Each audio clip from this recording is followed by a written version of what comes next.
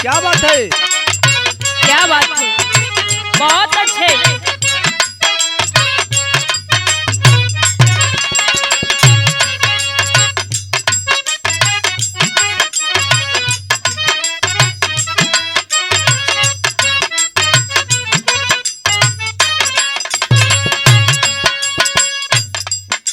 कौनो लइका हाय हाय हाय। कौनो लड़की के देखले बा, अपने दिल का बात कहे, का कहे मास्टर? का हो?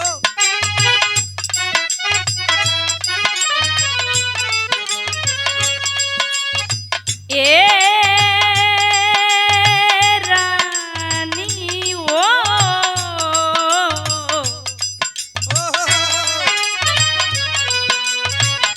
ए रानी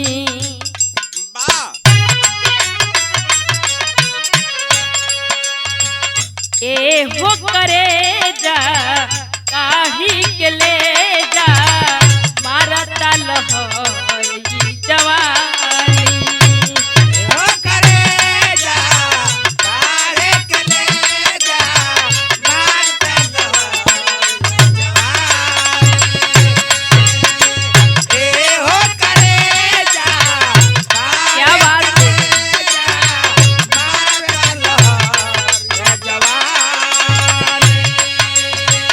अखिया त जागे मनवा न लागे तोरा बिना कसम हुए रानी। ए हो करे जा काही के ले जा मारा ताल होई जवानी। ए हो करे जा काहे के ले जा मारता जवानी। ए हो करे जा काहे के ले जा मारता जवानी।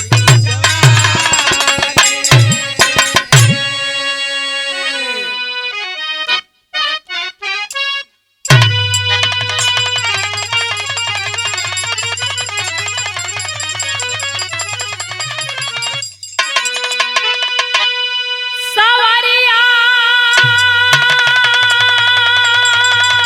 रे गोइया आ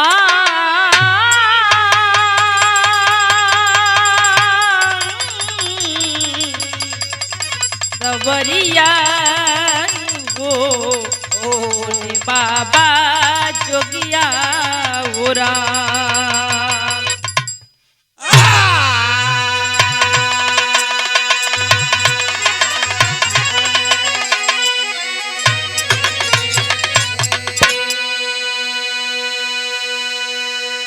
अच्छा भैया, मैं गायिका सीता सावली राजभर आप लोगन के बीच में एक बिरहा भेज रहल बानी रियल बिरहा म्यूजिक के माध्यम से। क्या बात है? जैसे हर बिरहा में आप लोग प्यार दुलार देवल जला, ऐसे ही आप लोग ये बिरहा में आप लोग का प्यार दुलार बन रहे। वाह वाह वाह। लेकिन भूमिका से कहे के बा कैसे मास्टर?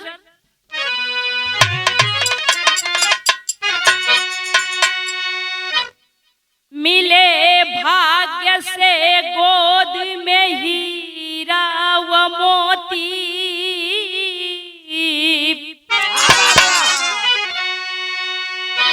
भाग्य से रिश्ते नातों का होता मिलन है। भाग्य से राह राही को मिलता सदा,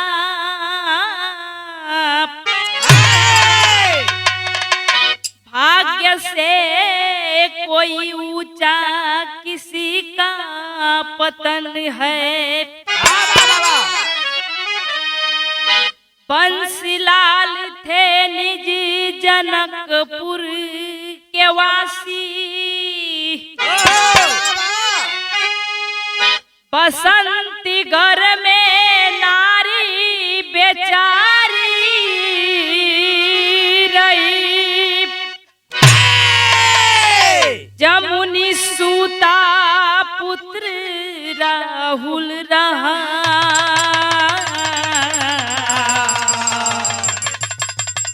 अरे गरीबी के चलते लाचारी रही।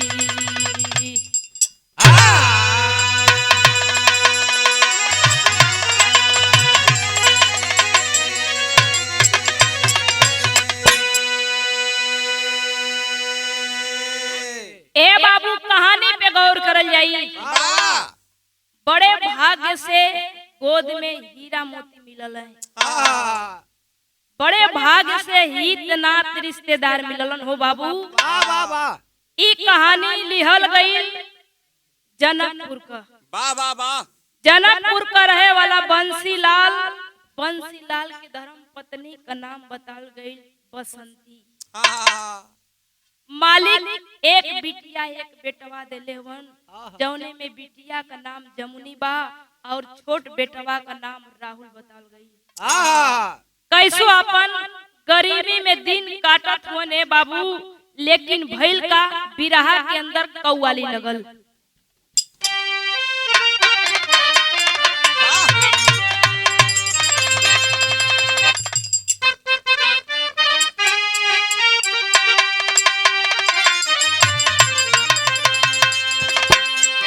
बड़ी पुरान कौवाली हो। अरे अल्लाह के महबूब,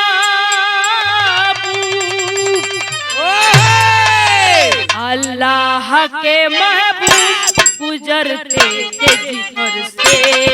अल्लाह के बहुत अच्छे जियो मालिक, क्या बात है। के माँ बाप गुजरते थे जिधर से। अल्लाह के माँ बाप गुजरते थे जिधर से।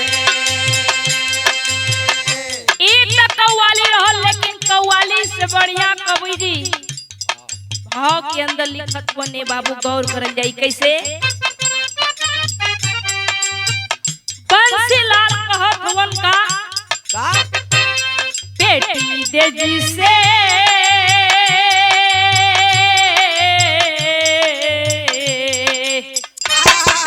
क्या बात है।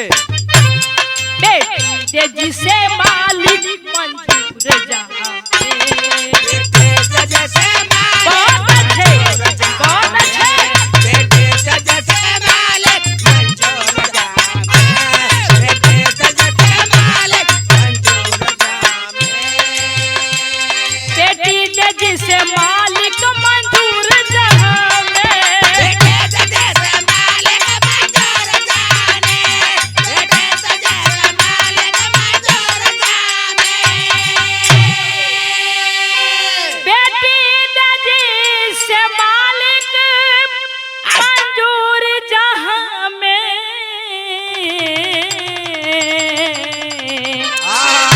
दौलतिया रूप देना, दौलतिया रूप देना जरूर जहां में। जियो मालिक, बहुत अच्छे।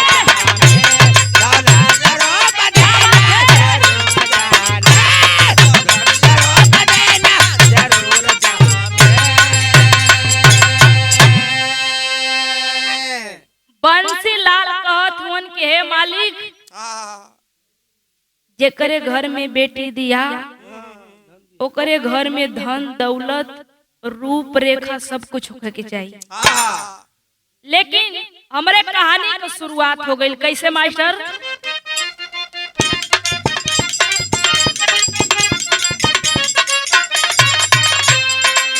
बसंती की फिजा कहीं पर मन लोभाती है, बूंद सावन की कहीं शोला बन जलाती है।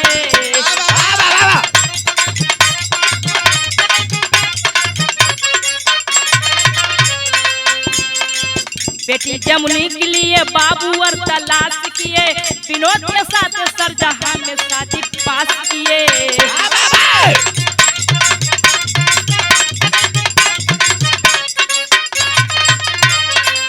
बड़ी लगन सुगरे द्वार बरात आई है, बड़ी लगन सुगरे द्वारे बरात आई है। हुआ विवाह सुबह हो रही विदाई है।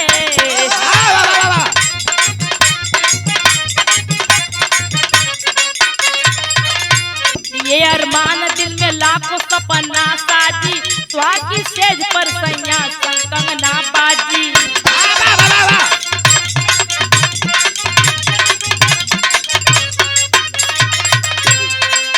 रात में पहुंचा दुल्हा पहली मुलाकात हुई, मगन न चांदनी से चांद की कोई बात हुई।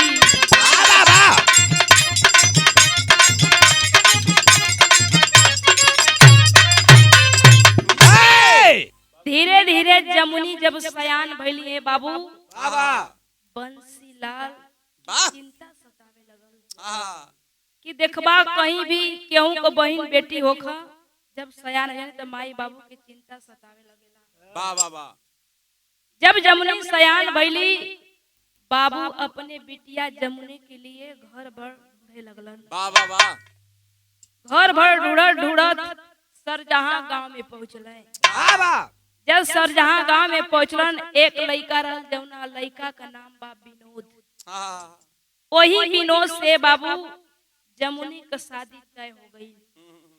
जब शादी तय हो गई, जब 2-4 महीना धीरे धीरे बीते लागल, जब दुआरा पे बारात आइल बा, बढ़िया से धूमधाम से शादी भल। जब सुबह भइल, जब विदाई भइल जमुनी का, तब भइल का मास्टर बिरहा के अंदर गीत लगल।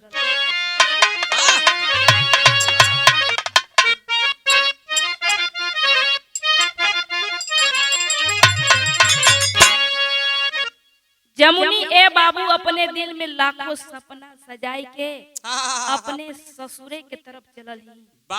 जब वहाँ अपने ससुरे में पहुंचली तो भइल का मास्टर,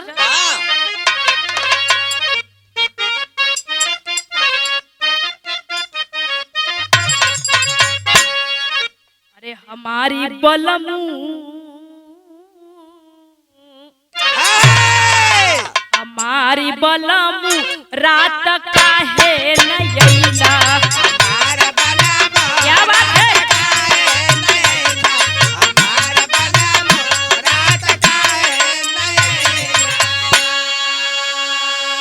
इत गीत रहा, लेकिन गीत से बढ़िया कवि जी भाव में लिखत हुवन कैसे? अरे खिलल कली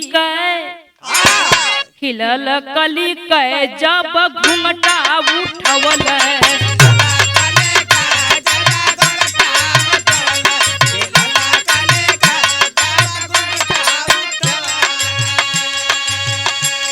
सुहाग रतिया दुल्हा नाही मनवल,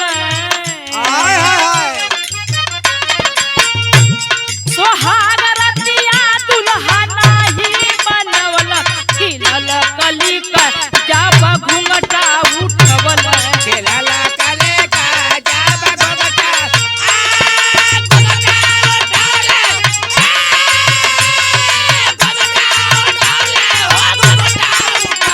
क्या बात है?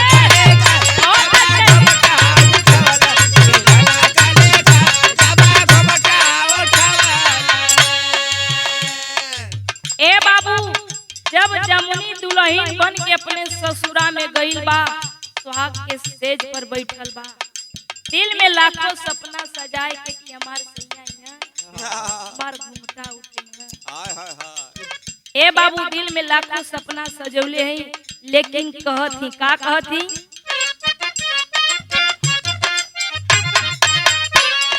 मेहदी महावर शिष के आँखी का गजरवा,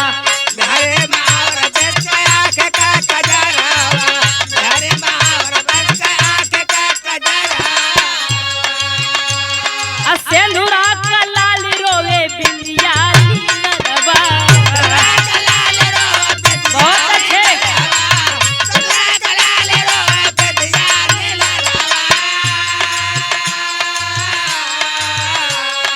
फुलवा के छाती में सुलवा चुभवल,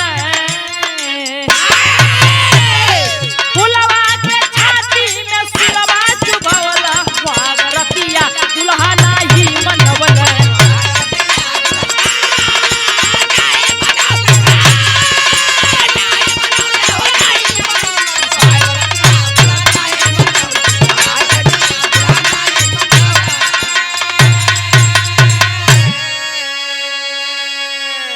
यहर जमुनी सेज पर बैठल ये बाबू अपने सैया विनोद का इंतजार करत थी। धीरे धीरे 2 दिन का दिन बीत गल, लेकिन उनकर सैया जी नहीं गइलन। यार हाथ में कमेदी, आँखी का गजरा, मांग का सिंदूर, लीलार पर का बिंदिया सिसकत बा, रोवत बा हो बाबू। यार जमुनी अपने पति के याद कई के रोवे लगली, लेकिन भैल का मास्टर बिरहा के अंदर गीत लग गई।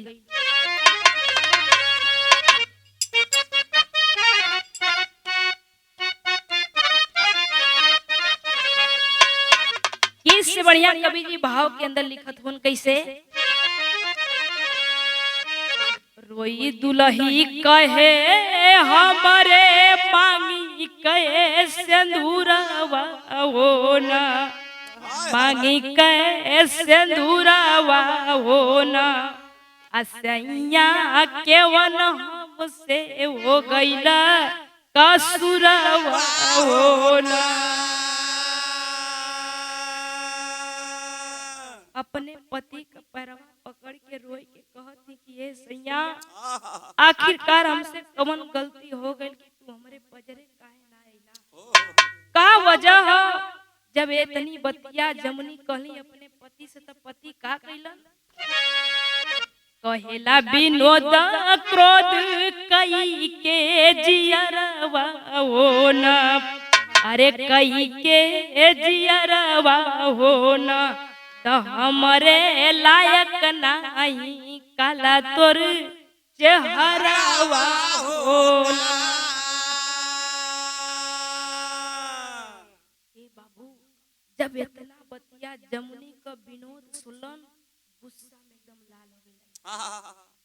कहली कि हे जमुनी, एक काम करा कि हमके तोहार काला चेहरा हमके पसंद ना, तू हमरे लायक ना हो, हम तुझसे शादी कई के पछतात थी।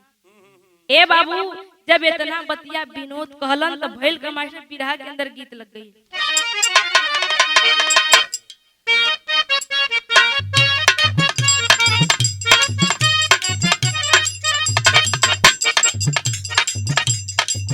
इससे बढ़िया कवि जी भाव के लाइन में लिखत हुआ, गौर करल जाई कैसे। यार जमुनी अपने पति विनोद के समझावत थी, कैसे समझावे? काहे रुसना कोरे सजनवा बोली चरण पर गिर के, काहे रुसला कोरे सजनवा बोले चरण पर गिर के, काहे रुसला कोरे सजनवा बोले चरण पर गिर के, काहे रुसला कोरे सजनवा बोली चरण पर गिर के, लहू सब बही के तनी देखला देहिया चीर के,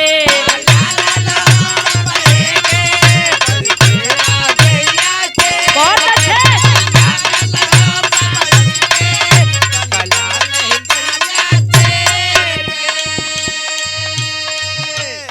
यार जमुनी अपने पति विनोद के समझावत कि ये सैया तू हमसे काहे बदे नाराज हुआ? ए सैया, हम करिया है यही से कि काहे अपने मन में शंका बैठौले बड़ा, तू गोर हुआ त का तोहार खुनवा गोर ह, चाहे हम होख, चाहे केहू होई, चाहे गोर चाहे करिया, शरीरिया कटबा तब खुनवा लाला निकली। अपने पति के जमुनी समझावत है बाबू, लेकिन का समझावत ही?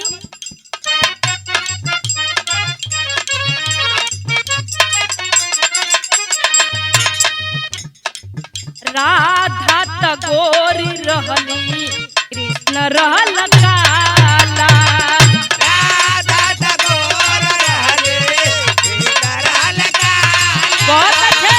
राधा त गोर रहले, कृष्ण रहल काला, लेकिन नाही न फरक का हलकल का भोप्याला,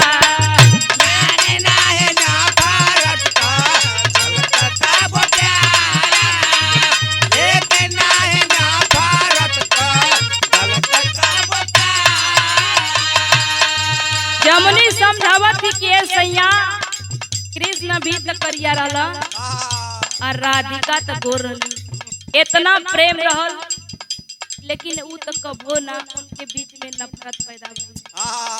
लेकिन तू सैया हमके काहे करिया करत बाड़ा? जमुनी समझावत थी काका दीन बना निर्दयी सैया समझा दुखिया के पीर के। क्या बात है?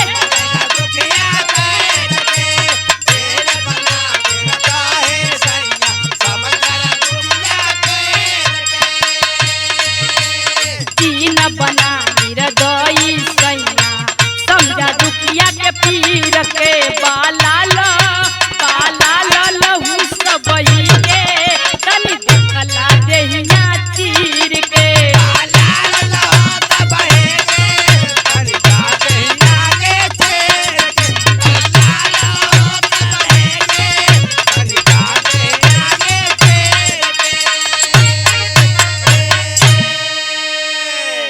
ए बाबू जमुनी समझावत ही अपने पति के सैया तू हमके मत छोड़िया, हम तोहर मेहरारू न बनी, तू हमके बियाह कई के लिए आल बड़ा। ए सैया तू हमरे संगे ऐसन काहे करत बड़ा? ए बाबू जब जमुनी अपने पति के ऐसे कहती आखिर भइल का मास्टर तेरी का भाव लगल कैसे? सेनुरवा जिन मिटाव सजना, सेनुरवा जिन मिटावा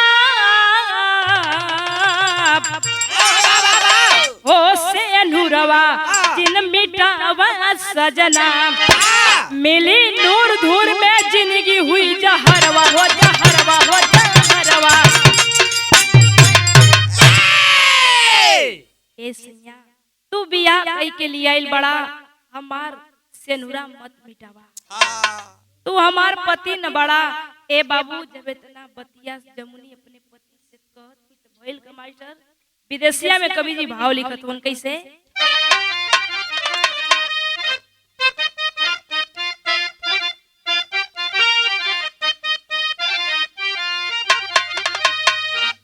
जेठवा जरावे जैसे तरती छतिया वो वैसे रोवे रजनी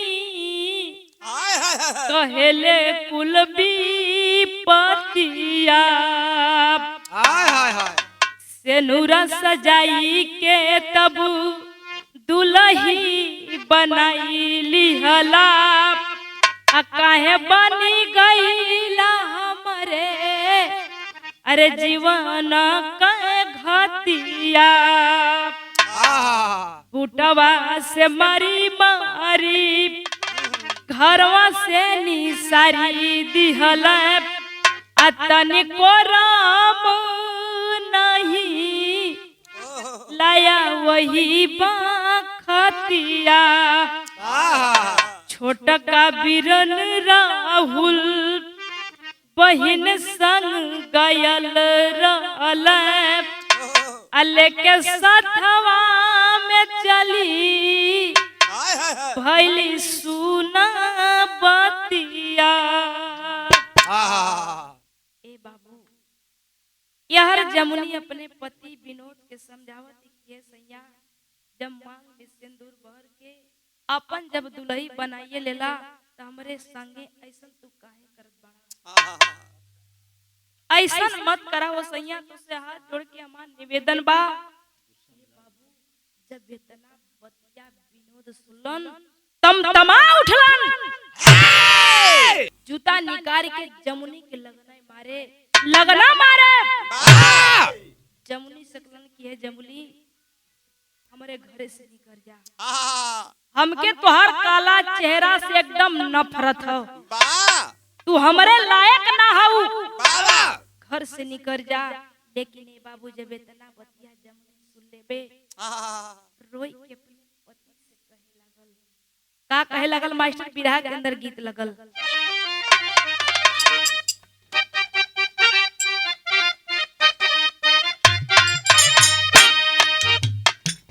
अरे कैसे चली राजा हो कैसे चली राजा कल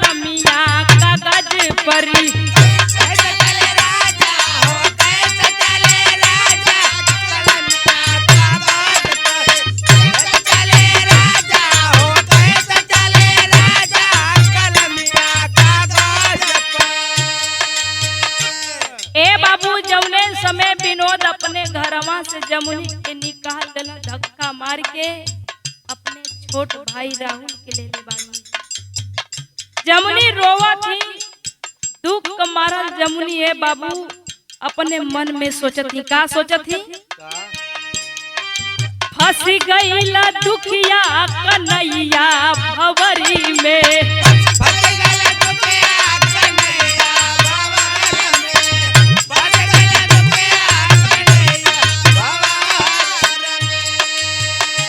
अरे खा गईला धोखा बेचारी उमरी में।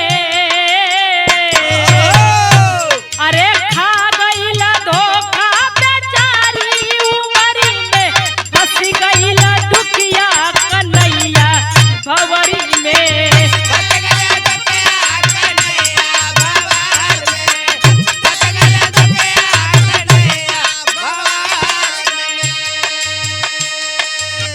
यहर जमुनी दुख को मारा ले बाबू घर से अपने भाई छोटका के लेके बहरे निकल गई।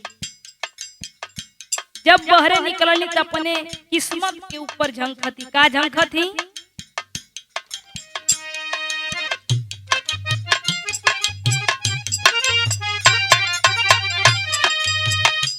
अरे रहिया में शाम ढलल घेरला या नरिया।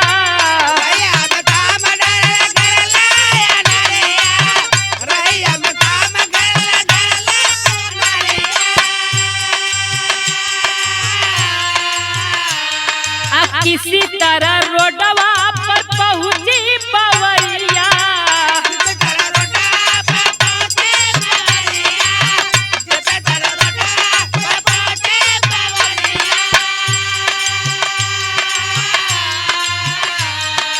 भयन समाइल बभारी जिगरी में। फंस गईला दुखिया कन्हैया भंवरी में।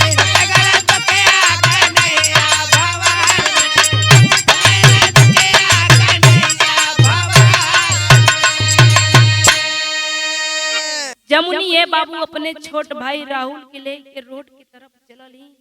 मन में सोचते कि रात हो गई, हम अपने छोट भाई के लेके हम कहां जाएंगे। रोवत है बाबू, लेकिन भइल का मास्टर बिरहा के अंदर गीत लग गई। कौन गीत बा?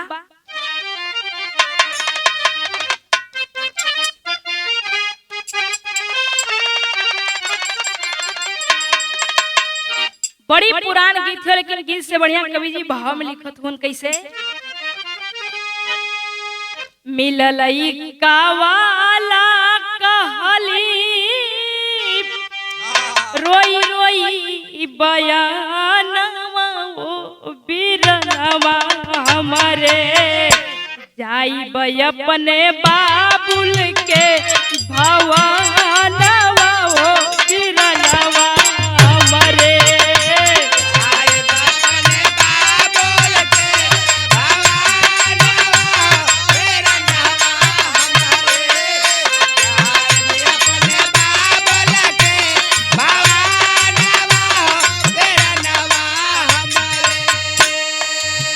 अपने छोट भाई के जमुनी लेके ओ इक्का वाला से हाथ जोड़ के निवेदन करती है कि ये भैया हम बहुत दुख का मारली, तनी से हमरे घरे पहुंचाए दा।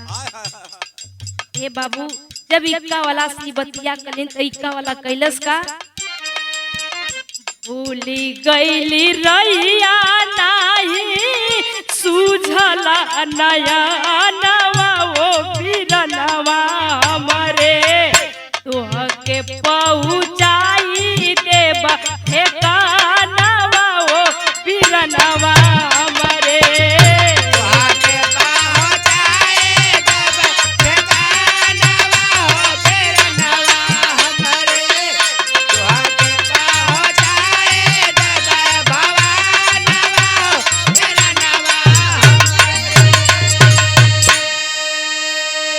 जब रो रोई के बाबू जमुनी ओ इक्का वाला से कहली, इक्का वाला कलश की ए बहन जैसे तू दूसरे का बहन हो वैसे तू हमार बहन बाड़ू। तू तनको चिंता मत करा, एक काम करा कि तू हमारे इक्का पर बैठ जा, तो के बढ़िया से घरे छोड़ दे। ए बाबू जमुनी के और जमुनी के छोट भाई के इक्का पे बैठौले बा। जब इक्का पे बैठौलस तो भइल का मास्टर पहपट में कवि जी भाव लिखत हन कैसे।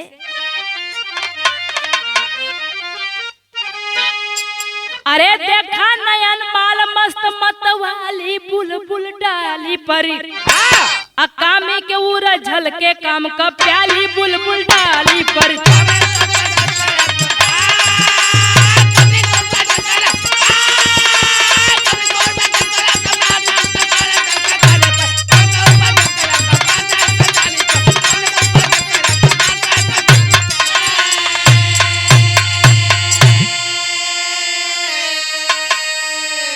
ए बाबू इक्का वाला का काम कैलस की विश्वास के साथ तो ले गयल, लेकिन जब देखलस कि धीरे धीरे अंधेरा ज्यादा हो गइल बा तो अपन इक्का जंगल की तरफ घुमा लेलस।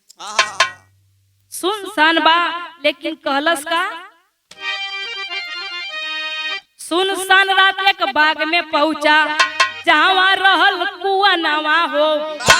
कहा कि भाड़ा का देबू लुटा दया अपन तनवा हो। रोवे जमुनी कैसे चली दिवाली बुलबुल डाली परी। अब भौरा जब खुद बनी बाक अरे माली बुलबुल डाली परी। ए बाबू इक्का वाला जंगल के तरफ चलल हो, देखलस कि यहाँ सुनसान बा। जमुनी के लगल परेशान करे कलस की भाड़ा का देबू, एक काम करा कि अपन तन हमरे खातिर लुटा दा। वाह वाह वाह। हम तो से भाड़ा ना लेब। ए बाबू जब इतना बतिया जमुनी सुन लेबे आग से झरझर लगल। जमुनी रोवत बे, लेकिन यार छोट भाई कहत बा का कहे मास्टर। रोवे भाई राहुल धई के बहिनी का या चरवा हो। राहुल का वो फेंक दिया कुआना में या भी चरवा हो। रोवे द्रौपदी बहे आंसू का नाली बुलबुल डाली पर। अब्बल से जैसे घेर बदरिया काली बुलबुल डाली पर।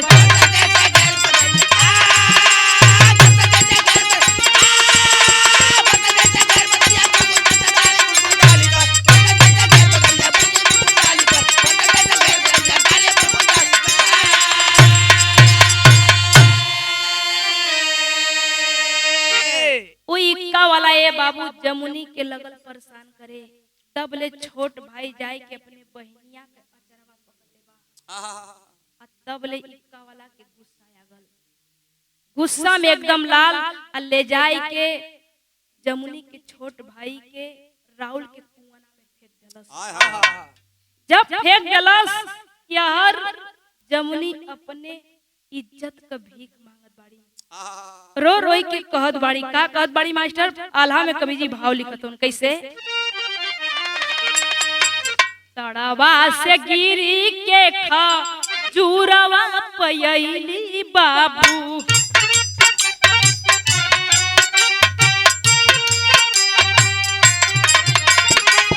का हो गोसैया दिहला दीनावा बिगाड़।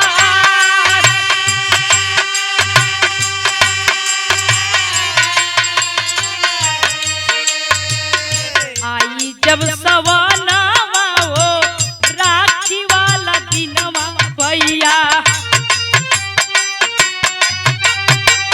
क्या बात है के करे कलाई सोई रखिया का प्यार।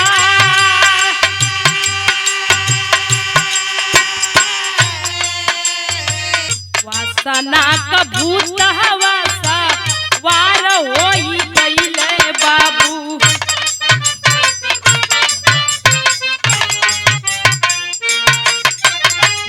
कहेले बेचारी का बापतिया विचार।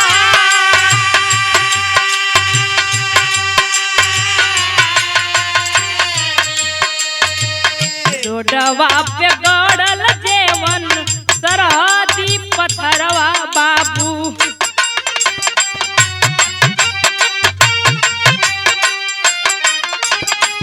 कोई के उखाड़ तुलियावा यही बात।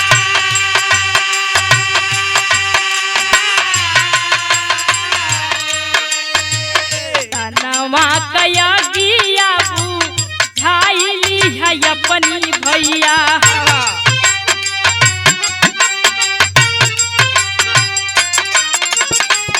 पत्थरे से बात दीहा कुआना में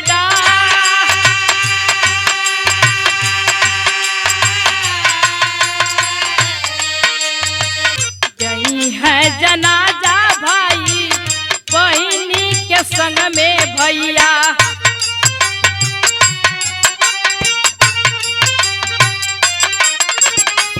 दुखिया के लोग देखिया किया पसा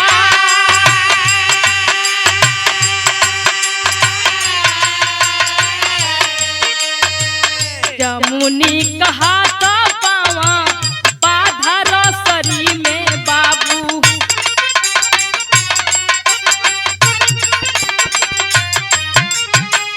पत्थरा उखाड़न वहाँ चला बदका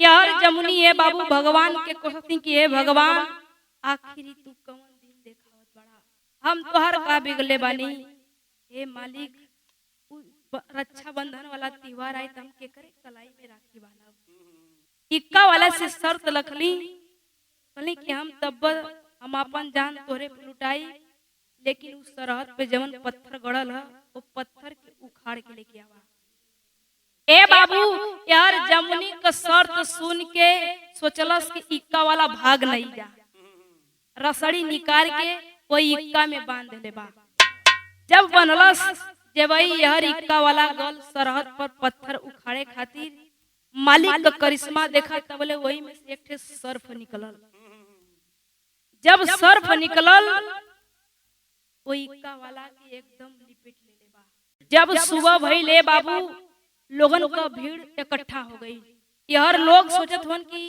सर्फ भी लपेट ले बा आदमी के और ई लड़की इक्का में बांधल बा आखिर वजह का है तब लोग ए बाबू थाने पे फोन कैले जब थानवा पे फोन करन तब भैल का मास्टर खड़ी में कवि जी भाव लिखल गइल कैसे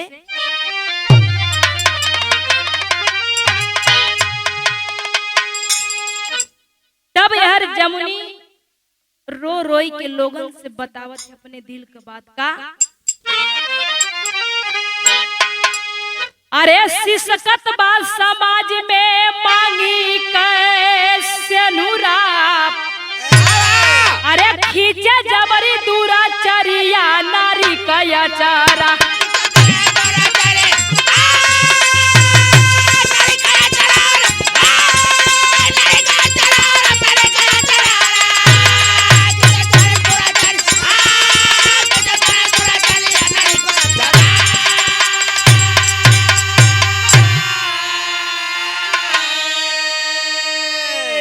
बंधन मुक्त भैली कली रोक के बयनवा हो कुआ अंदर हमें साहब हमारो बीरनवा हो अरे निकाल के दिखाई तनी उन करी चेहरा खींचे जबरी दूरा चरिया नारी का चारा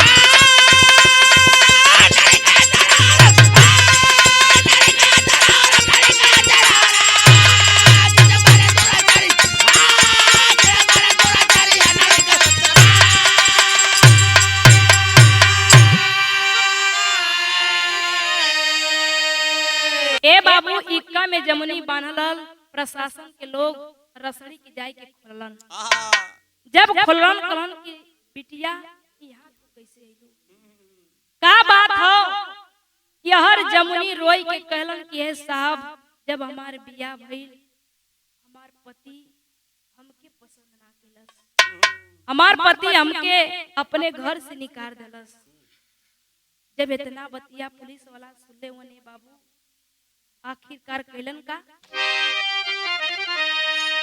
अरे हो के गिरफ्तार आयल दुल्हा पापी घतिया आ कैला साथे जेल इक्का वाला सुना बतिया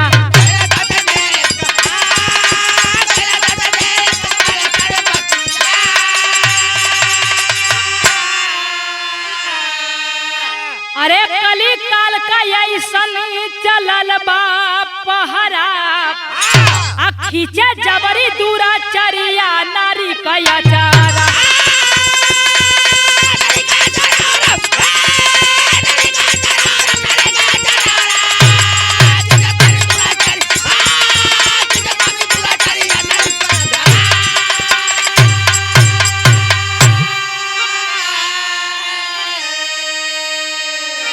ए बाबू यहर जमुनी के बाद प्रशासन जौने समय सुलस यहर विनोद के गिरफ्तार कैला और इक्का वाला के भी गिरफ्तार कैला ले जाए के थाना में बंद कर देला। आखिरी लाइन में गुरु घराने के परिचय बा कैसे गुरु बिहारी गुरु गणेश गुरु राम लाल मोरबा का चांद का प्यारे लाल बच्चन का विजय पताका हो